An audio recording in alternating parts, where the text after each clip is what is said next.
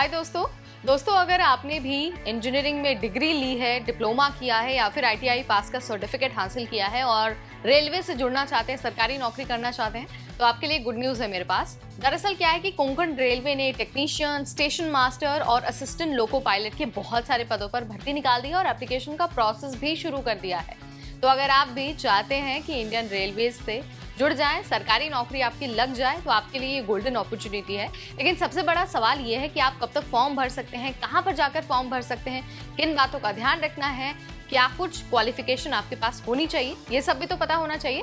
सो इस वीडियो में हम ये सारे जो डाउट्स हैं वो क्लियर कर देंगे और बता देंगे आपको सारी चीजें, ताकि आप आराम से बस वेबसाइट पर जाएं, फॉर्म भरें और बिना किसी हसल बसल के सरकारी नौकरी ले लें।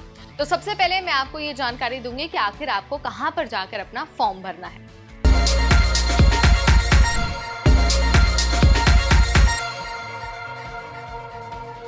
नमस्कार, मैं हूं नेहा उपाध्याय आपके साथ। तो देखिए, कोंकण रेलवे ने जो ये वैकेंसी निकाली है, इसके लिए एप्लीकेशन का जो फॉर्म है वो ऑफिशियल वेबसाइट पर ही जारी हुआ है। वहीं पर नोटिफिकेशन भी आया है konkanrailway.com।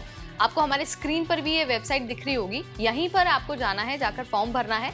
एप्लीकेशन का जो प्रोसेस है वो ऑलरेडी शुरू हो गया है, मैं आपको पहले ही बता चुकी हूँ, लेकिन आपके पास सिर्फ और सिर्फ 6 अक्टूबर तक का टाइम है, यानी कि बहुत लिमिटेड आपके पास टाइम है।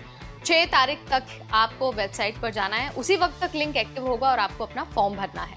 अब मैं आपको हर पोस्ट के लिए जो एजुकेशनल क्वालिफिकेशन है वो बता देती हूँ।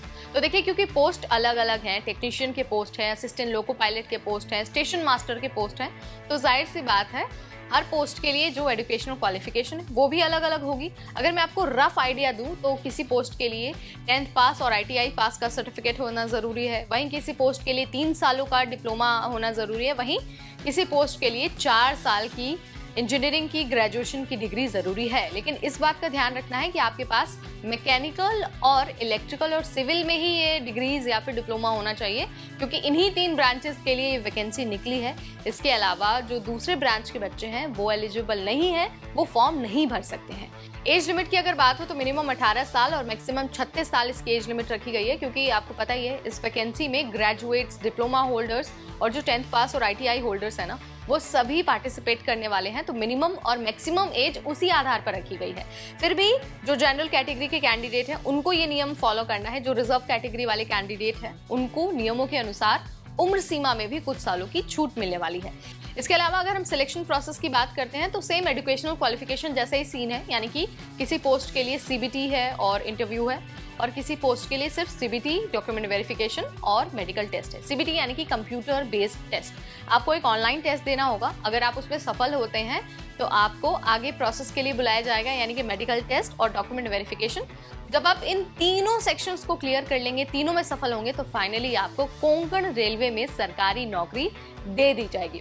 इसके बाद अब मैं आपको सैलरी भी बता देती हूँ, क्योंकि रेलवे की भर्ती है और सैलरी अमेजिंग ना हो, नॉट पॉसिबल। सेम यहाँ पर भी है, हर पोस्ट के लिए वैसे तो सैलरी अलग अलग है, लेकिन अगर मैं फिर से आपको एक रफ आइडिया दूं तो आपको हर महीने 18,000 से 44,900 रुपये मिल सकते हैं। और ये जो मैं आपको बता रही हूँ ना अमाउंट, ये सिर्फ बेसिक सैलरी है। इसके अलावा जो टीए है, डीए है, एचआरए है, वो अलग मिलने वाला है आपको, और जो दूसरे पर्क्स मिलते हैं, ट्रैवल अलाउंस है आपका, जो मेडिकल अलाउंस है, वो भी आपको मिलने वाली है।